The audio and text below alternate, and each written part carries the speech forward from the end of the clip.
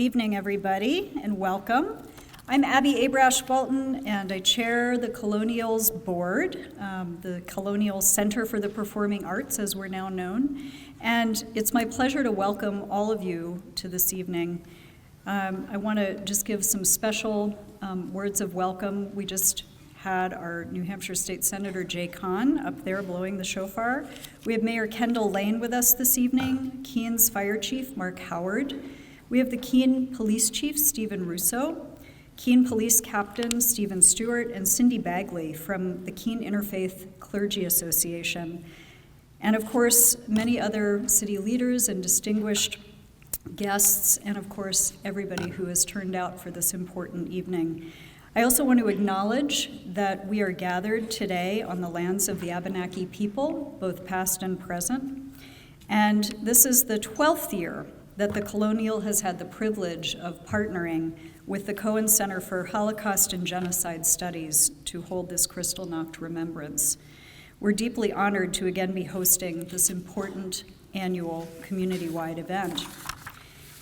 So there's a century-old dictate that admonishes us, those who cannot remember the past are condemned to repeat it.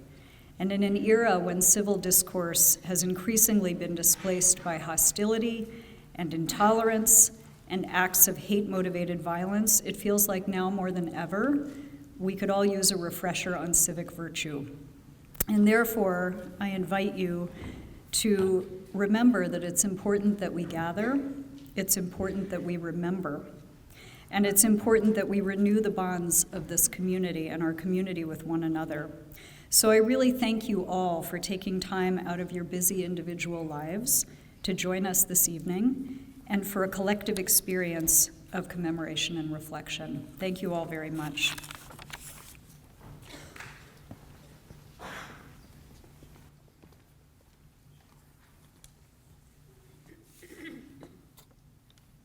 Democracy is worth fighting for.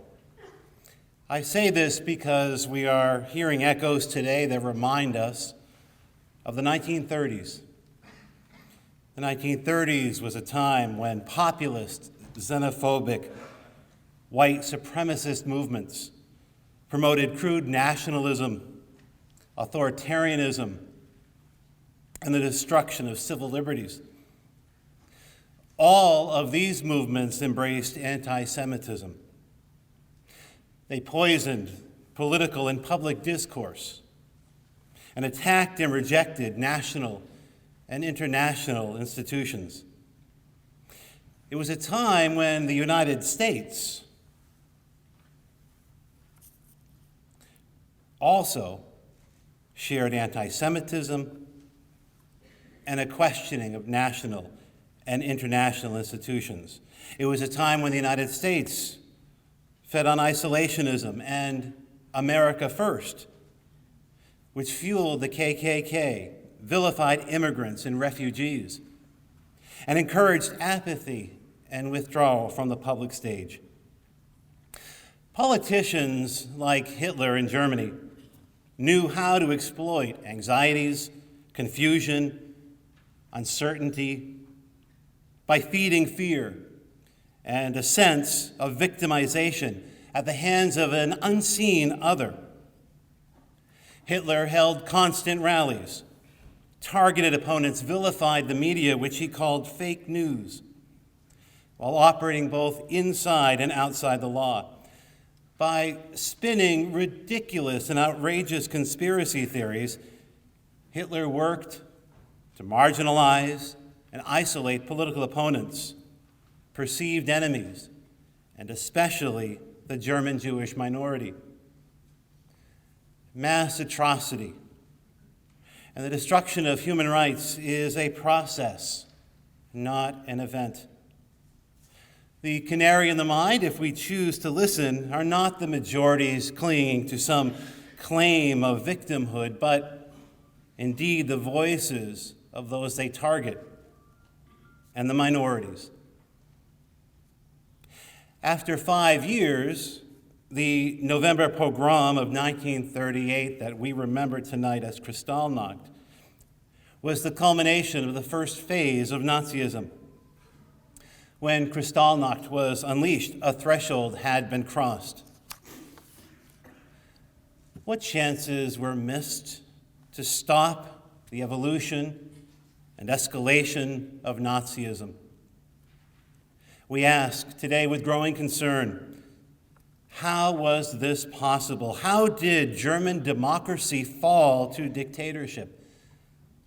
How do we react to warning signs that threaten our democratic values? We wonder if today's current racism, anti-Semitism, and the growing strength and appeal of authoritarian government and strongmen means that democracy is fading. What can we do? Our remembrance tonight reminds us that the time for complacency and denial is over. As we come together tonight to remember Kristallnacht, I believe that our first step must be to embrace hope and the work of democracy, to dream about the kind of world we want to live in, and ask ourselves, who do we want to be? We must then recognize that all of us are capable of racism and bigotry. Ronald Leopold, the director of the Anne Frank House in Amsterdam, who was our speaker a few weeks ago, reminded us that we need to protect ourselves from ourselves. The enemy, he said, isn't around us, it is inside us.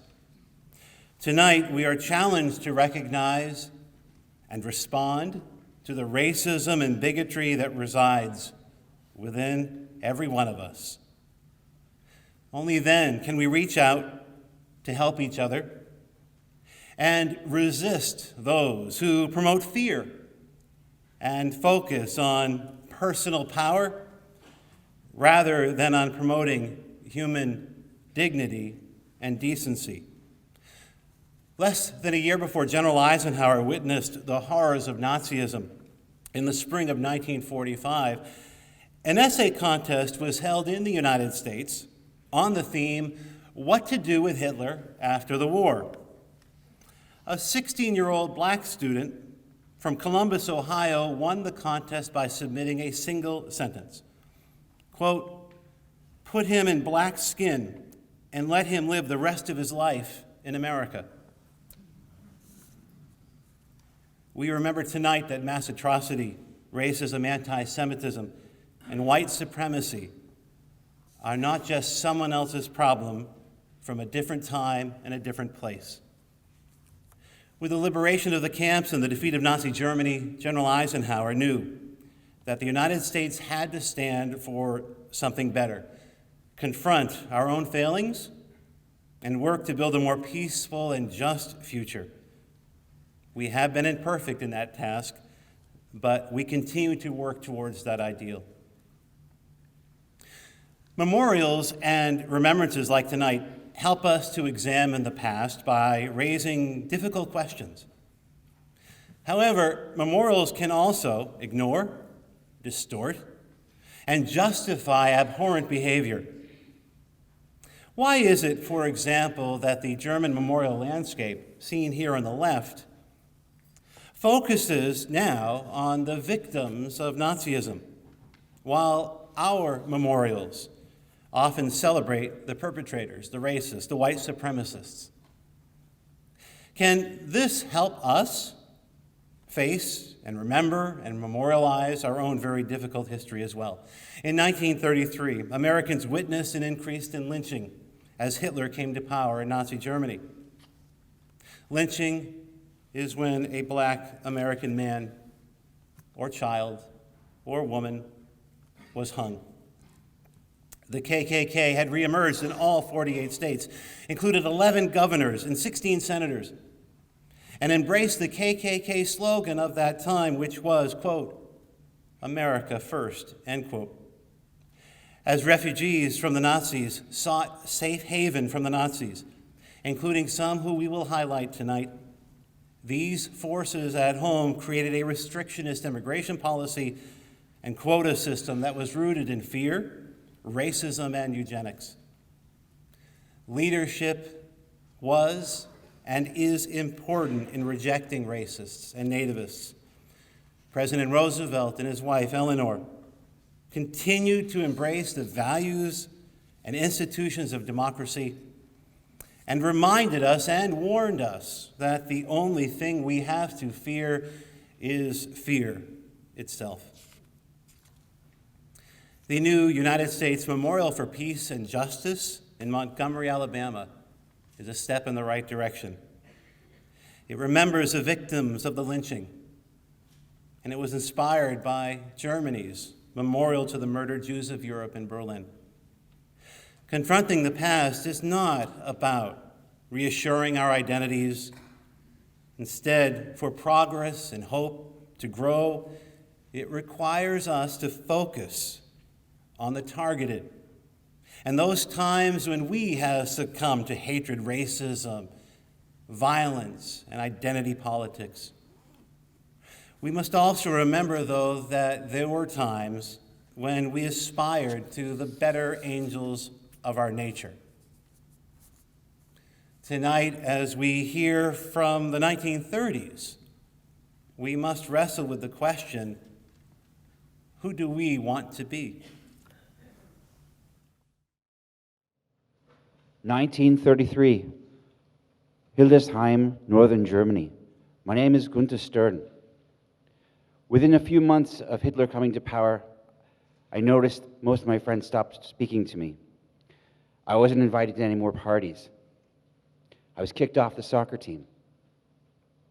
My family informed me that they didn't have enough funds for the entire family to immigrate, and that I would be traveling to America alone. I hope we're united. July 14, 1933. The Nazi Party has been declared the only legal party in Germany. Jewish immigrants from Poland have been stripped of their German citizenship. 1933, Josbach, Germany. My name is Manfred Steinfeld. I'm 9 years old. My father, Solomon, won the Iron Cross for bravery in the 1914 to 1918 war. My uncle died at the Battle of Verdun. My other uncle, Arthur, has been held in what the officials are calling protective custody. It has been 6 weeks, and he still hasn't been charged with any crime. October 4th, 1933. A new law called the Editor's Law is keeping registries of racially pure newspaper editors and journalists. And the Ministry of Propaganda has brought back a World War I word, fake news, attacking all papers unfriendly to the Nazis. Many, many reporters have fled the country. And it seems that some of the newspapers are only printing stories approved by the Nazi Party. June 28th, 1935. I have been arrested under a revised German law because I am homosexual. September 1935, Nuremberg laws. Hitler has decreed that Jews, Negroes, and Gypsies have alien blood. Their rights have been restricted, and they will not be allowed to date or marry Germans. July 16, 1936. Roma and Sinti people, so-called gypsies, have been rounded up and sent to a sewage dump outside Berlin in preparation for the upcoming Olympics. August 28, 1936. Jehovah's Witnesses in Germany are being arrested because they refuse to swear loyalty to Hitler. They are being sent to the concentration camps. July 6th through the 15th, 1938, Evian, France. 31 countries, including the United States, have met in Evian to discuss the Jewish refugee problem and have decided not to ease their restrictions on immigration. Only the murderous dictator of the Dominican Republic has opened his borders, but almost nobody wants to risk going there. The United States remains our only hope, and the paperwork to get a visa is almost impossible to complete. In 1938, 67% of Americans wanted to keep refugees out of the United States. Immigration was limited by the 1924 quota system law, which had been co-written by Washington Representative Albert Johnson, who was a member of the Ku Klux Klan. Hostile to immigration during an age of America First, more people actually left the country than entered it from 1933 to 1937. Although the United States stood alone in accepting refugees by 1939, bureaucratic requirements and numerous roadblocks ensured that only 42% of the quota was ever used by German and Austrian Jews trying to flee the Nazis. Most were unable to find safe haven. Immigrants and refugees are the lifeblood of our democratic experiment. Give me your tired, your poor, your huddled masses yearning to breathe free. For those who did find safe haven here, what did they contribute? Tonight, we will focus on a special group of German refugees known as the Ritchie Boys, who fled Nazi Germany and found sanctuary in the United States. Like refugees and immigrants before and after, the Ritchie Boys embraced the hope of American democracy and fought to defend and improve it. On June 25th, 1942, Stephen Louis, having escaped Nazi Germany, Vichy France, and North Africa, finally entered New York Harbor on board the SS Serpia Pinto and was reunited with his parents. Almost 4 years earlier, he had been living in the Auerbach orphanage in Berlin when the Nazis attacked.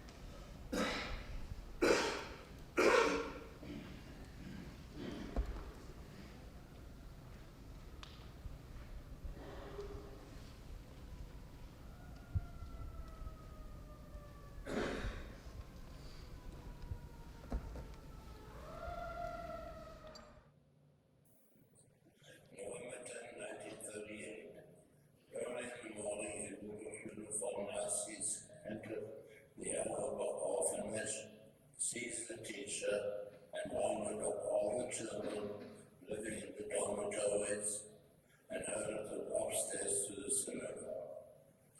I was 13 years old and remembered we were all terrified. We heard the doors being locked and then smelled gas coming in from where the gas lines to the eternal flame had been cut. Many were horrified and screamed while choking on the gas. I joined some other boys and girls in a small hall in one of the stained glass windows. The fresh air saved us. We remained locked in the synagogue most of the day until concerned neighborhood policemen came by and let us out.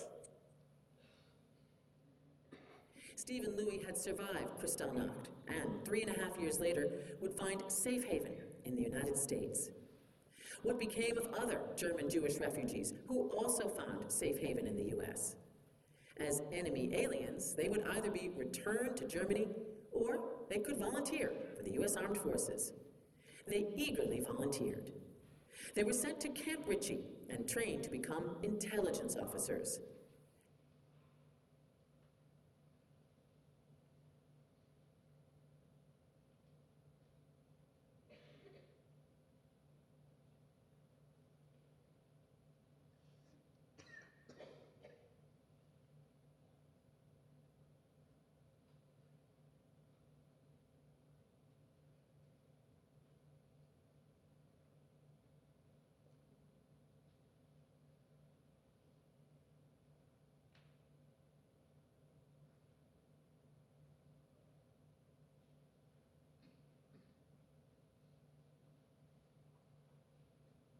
The Ritchie boys were skilled at interrogating the enemy. They provided an estimated 67% of the battlefield intelligence that helped us win the war in Europe. They did not use torture. It was a rebirth, recalls one of the men. We could do something about our past and do something for this fantastic country that permitted us to live. Fred Howard emigrated from Germany with his mother in 1939. The rest of his family escaped to Shanghai. His company became one of the largest manufacturing businesses in New York and also the largest display company in America. Richard Shifter emigrated from Austria in 1939. His parents did not survive. After the war, he worked for the U.S. State Department, the National Security Council, and was appointed UN Ambassador and Deputy Representative of the U.S. in the UN Security Council. Stephen Louis arrived in the U.S. in 1942, where he was reunited with his parents. After combat and liberating Buchenwald, he rounded up Nazi war criminals. In 2014, he was awarded the Legion of Honor by France, which he received in the New Hampshire State House. Guy Stern emigrated from Germany in 1937. His family perished in the Holocaust. Today, he is Distinguished Professor for German at Wayne State University in Detroit. His universities and the Federal Republic of Germany bestowed several high-ranking awards on him. In 1998, Guy spoke to the German Parliament in Bonn on the 60th anniversary of Kristallnacht.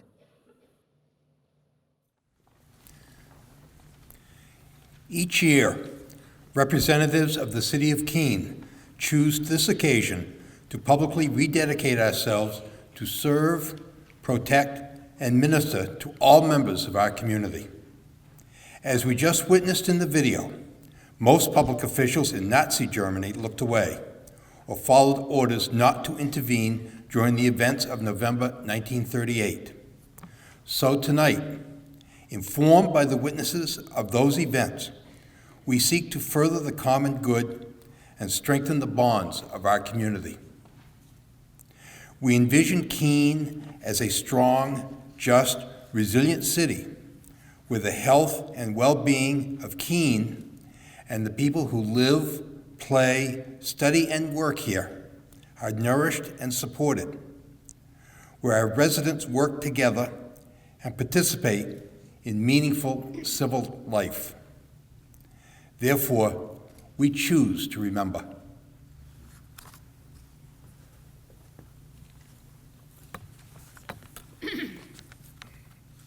The mission of the Keene Fire Department is to provide levels of excellence in emergency, prevention, education, and community services, to minimize the loss of life and property damage due to fire, hazardous materials, medical, and other emergencies, in an efficient, professional, and fiscally responsible manner. We serve our community and are responsible as professionals and individuals for our actions. Therefore, we choose to remember.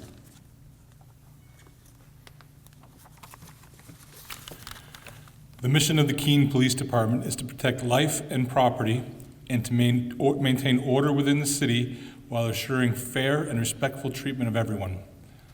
As members of the Keene Police Department, we commit ourselves to being capable, caring people doing important and challenging work for the benefit of all citizens within our community. Therefore, we remember.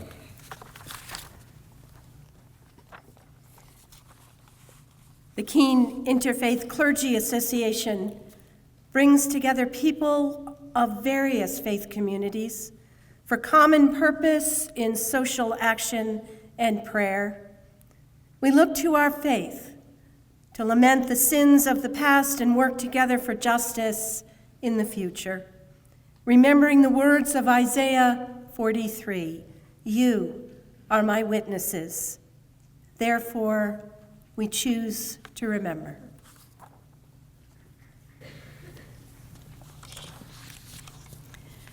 The Cohen Center for Holocaust and Genocide Studies advances the public liberal arts mission of Keene State College through Holocaust and genocide education, inspiring students and other citizens to take responsibility for promoting human dignity and civic responsibility while confronting the escalating violence that leads to atrocity and genocide. To this end, the Cohen Center joins the campus community and its many partners in promoting an active and informed citizenry committed to mutual respect and justice.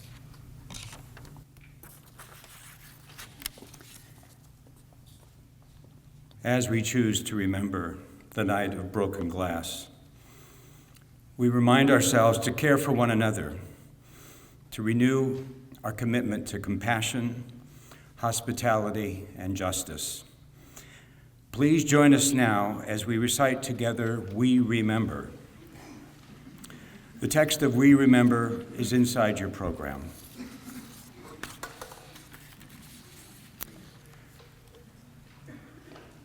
Together we say, we remember that night as a moral obligation to the victims and the survivors, as well as for ourselves, for the sake of our children, and for our community.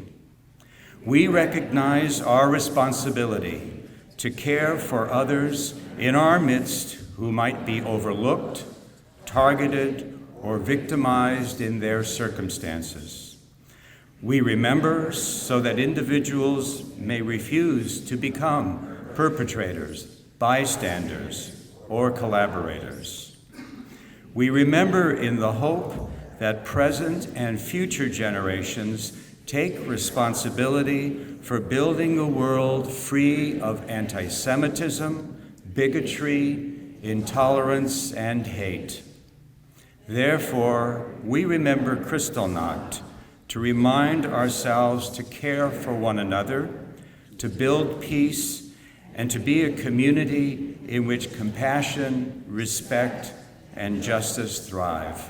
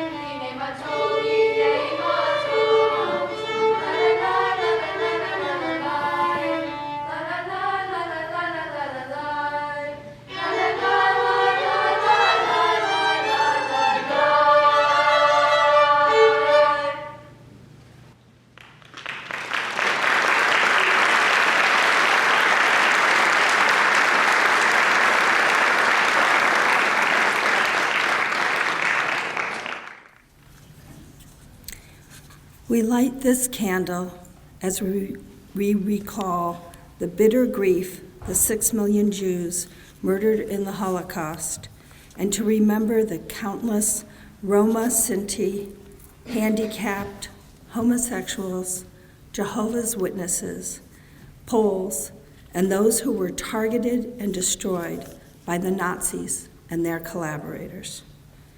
May we never be numbed, indifferent, or complacent to the magnitude of this horror. In honor of their memory, we strengthen our commitment to make a difference and to never forget.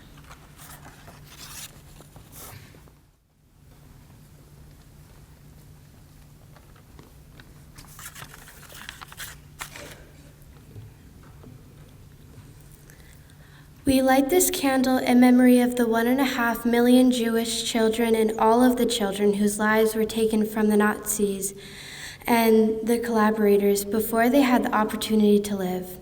In their memory, we commit ourselves to all the children and the world they inherit.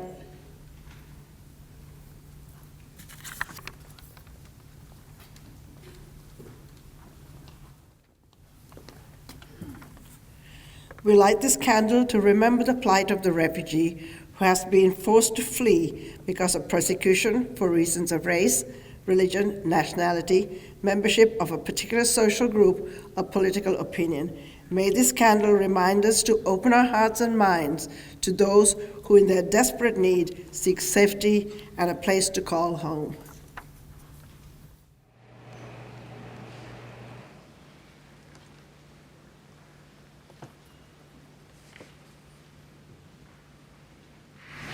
I'm lighting this candle for the woman who saved my life. She was a simple peasant girl, and she hid me in her barn and risked her own life to save me. I was 5 years old.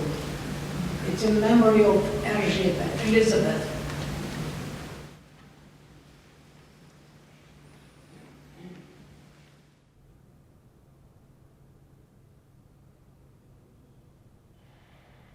Greetings from Canterbury Cathedral. I'm Tim Nash, the canon librarian here, and I'm standing in the chapel of the saints and martyrs of our time at the far east end of the cathedral, built to house the top of the head of Thomas Becket, martyred here in 1170.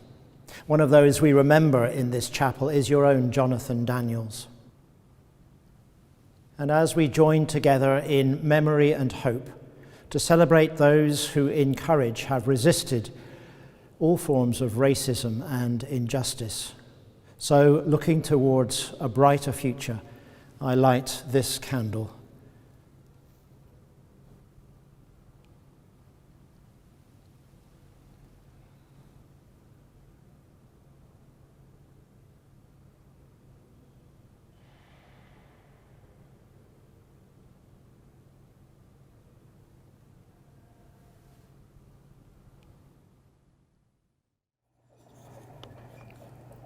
We light this candle to inspire us to continue to build a resilient community in which respect and justice thrive.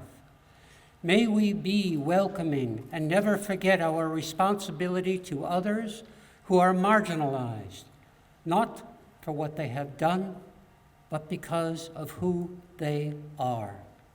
We recognize that when any one of us is targeted, wounded, or humiliated, all of us share the burden of responsibility.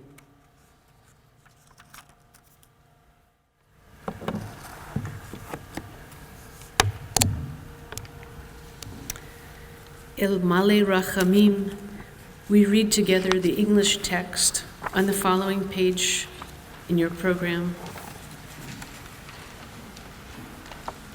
God, full of mercy, you who dwell in the heights, shelter them beneath the wings of your presence, high among the holy and the pure who shine like the brilliant heavens. Shelter them. Shelter the souls of our sisters and brothers of the house of Israel who were slaughtered in the Shoah, small children, women, men, strangled, suffocated, burned to ash. They revered your name.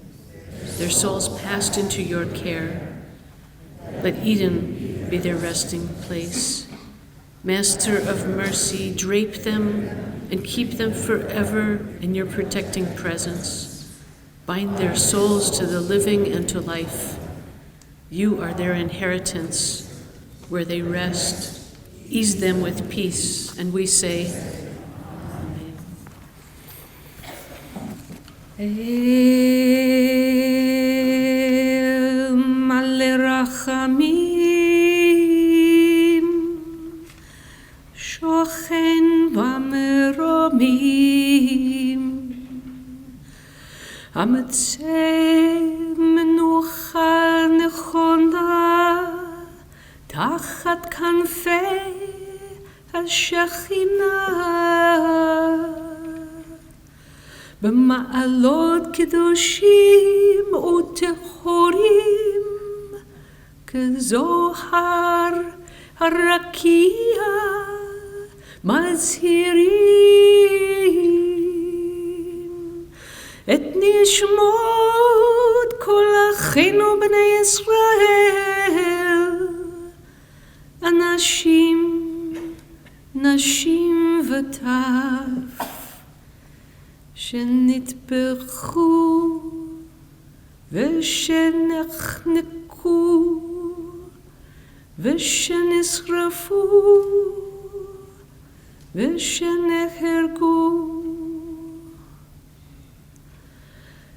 בגן עדן תהי מנוחתם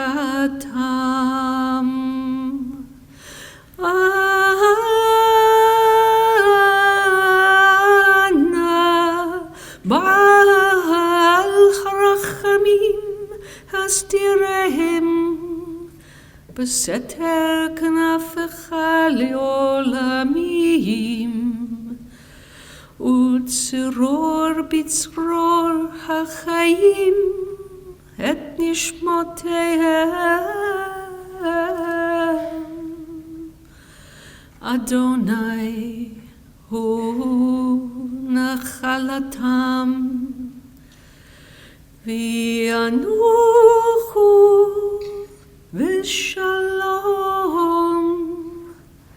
el mishkavotehem v'nomar Amen.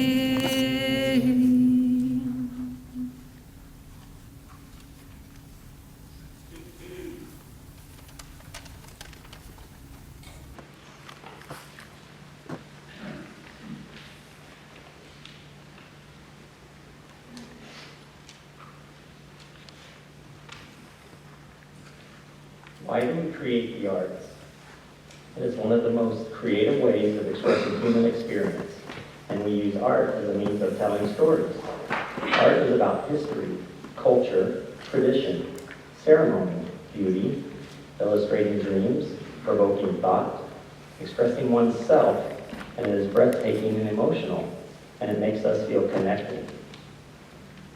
During the Holocaust, Jews produced art in concentration camps, in ghettos, or while in hiding. Art created by victims under Nazi domination may be viewed as a form of documentation, witnessing, and spiritual resistance, as well as a form of rebellion, survival, and expression.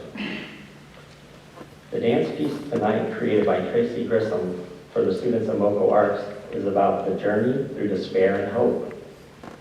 It's about displacement, searching for belonging and a sense of home, and the pull between rejecting what is unfamiliar or foreign, and welcoming each other as different and unique.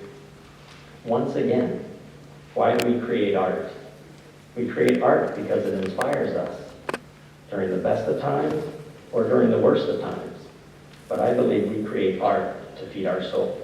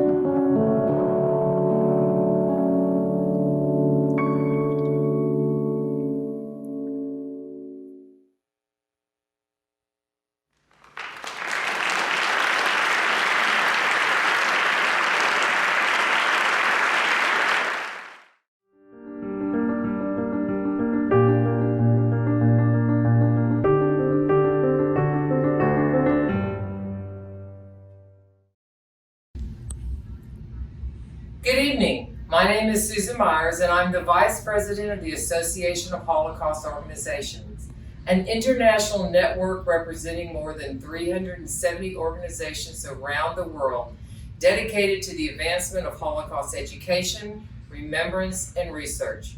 Thank you for attending this annual Kristallnacht Remembrance in order to witness, remember, and ask the challenging question, who do you want to be? You've heard the story of the Ritchie brothers tonight and how, as refugees from Nazi Germany, they found safe haven in the United States and fought to maintain the freedoms we cherish. Before we conclude this evening's remembrance, we would like to share with you these voices of witness and hope.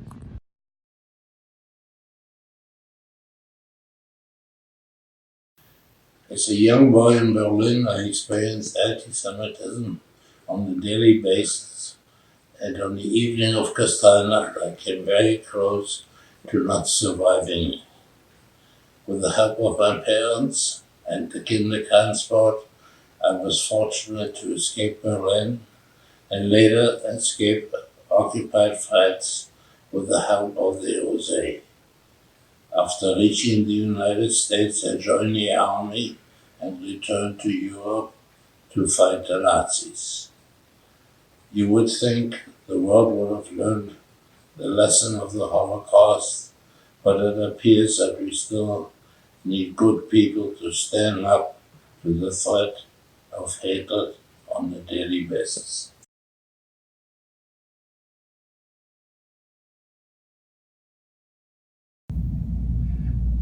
There are many reasons why I became an American patriot. One of the most overwhelming one is that the United States saved my life.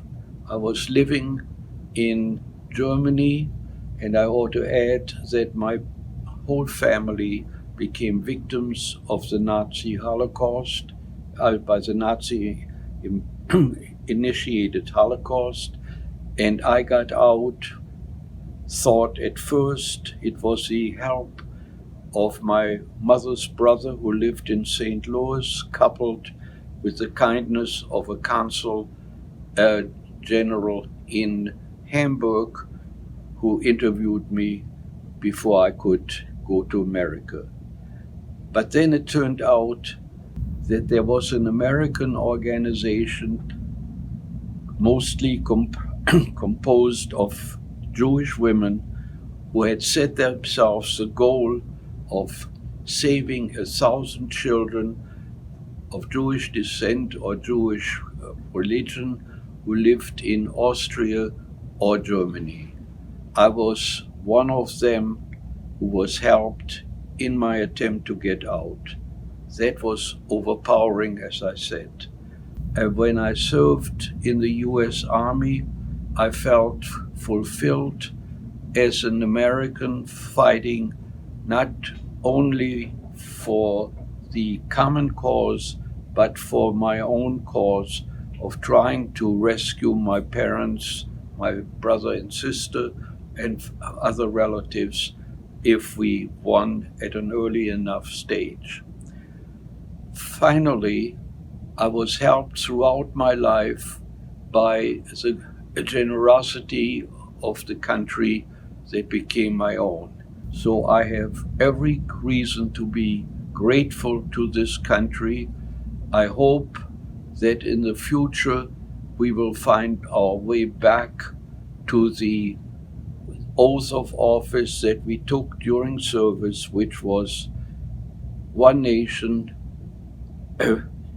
in a common cause. And that's what I would like to say about my affinity for America.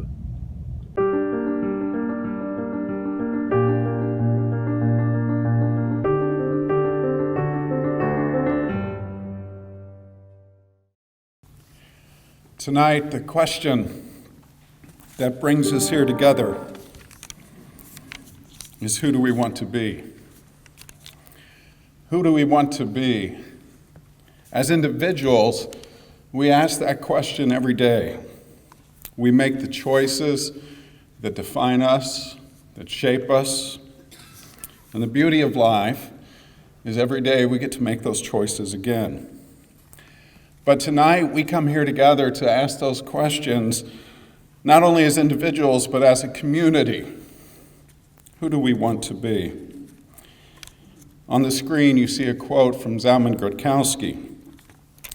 He was a member of the Sonderkommando, one of the healthy ones who arrived at Birkenau and was pulled out to do the hard work of killing that the Nazis did not want to do with their own hands. He shepherded people into the showers, shaved heads, pulled clothes off, walked people into the gas chambers, manned the gas chambers. When the killing was done, as part of the Sonderkommando, he went in, disentangled the bodies, searched the cavities for valuables, pulled gold out of the teeth of the victims. And then after that, he cremated the victims, including members of his own family who were killed at Birkenau. During this time, Grodkowski kept a diary I've had the privilege to have in my hands and read with my colleagues at the Auschwitz-Birkenau State Museum in Poland. Grodkowski was killed in a revolt on October 7th, 1944 in Birkenau, and years later, his diary found its way to the surface. His diary speaks to us about this question, who do we want to be as a community? His diary reminds us that when we choose to answer that question in destructive ways, it destroys the fabric of who we are. When we choose exclusion over inclusion, when we choose hate over love, when we choose fear over trust, Grodkowski reminds us of what that could lead to. As he says in this quote, "Come here, you free citizen of the world." And this is what he's asking us tonight. His voice speaks to us tonight. Come here, you free citizen of the world whose life is safeguarded by human morality and whose existence is guaranteed through law. I want to tell you how modern criminals and despicable murderers have trampled the morality of life and nullified the postulates of existence. This man who worked and died in Birkenau is saying to us tonight, come here. Let me show you what happens when you don't take care of community. Let me show you what happens when the basic human morality you assume about your world is turned upside down. And morality only applies to some of us and not all of us. Come here, he says, and let me show you when the rule of law, which protects us, only protects some of us and not all of us. When these things happen, when we make these choices as a community to restrict who's part of us, to restrict who's included, to restrict who's loved, to restrict who's accepted, this is what it can lead to. The trampling of the morality of life and the nullifying of the postulates of existence. For all the loss we feel with Grodkowski's quote and his life, we're reminded that there are other choices we can make. As he says, we are free citizens of this world. We can make different choices about who we want to be. We can make choices to be tolerant. We can make choices to be compassionate. We can make choices to be inclusive. We can make choices to be kind. We can make choices tonight to go forth from here and build community, not destroy community. We can make choices to go forth from here and create community, not restrict community. We can make choices to go from here, valuing everyone who lives in our community, and placing our pledge, making our pledge, to place our hands of support on the backs of each other. That community of inclusion, tolerance, kindness, fairness is what we've come together tonight to remember, the destructive effects when we don't make those choices, but to be encouraged as we go forth that we have the freedom every day as individuals and community to make different choices, to put our hands on each other's back and to feel those hands of support.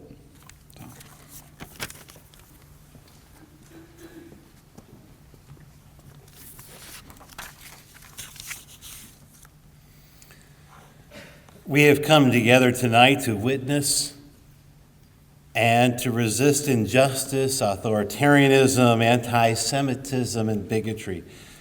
We've heard the voices of the Ritchie boys, who as refugees found safe haven in the United States, who fought for freedom and found home. We've heard other voices to let us know that we are not alone in this important work that we must continue to do. We conclude our remembrance tonight with a candlelight recessional that seeks to symbolically bring the light of memory and hope into that community Jim was just referencing. We pass the candle of remembrance from one hand to another, from one generation to the next. We all are teachers. We all witness, we share, we reflect, we reach out. We put our hands on each other's backs. We choose not to deny the truth of what we're seeing and hearing around us. And we choose especially not to despair. Informed by the past, we bring the light of hope into our present and into our future. As the Cohen Center founder, Chuck Hildebrandt, charged us, we remember and we teach. As the candles light our way, may we remember to teach and act with a respect for human dignity and diversity in all of its glorious shades. After the candles have reached the lobby in the back of the theater, we ask that you depart in thoughtful silence. Thank you.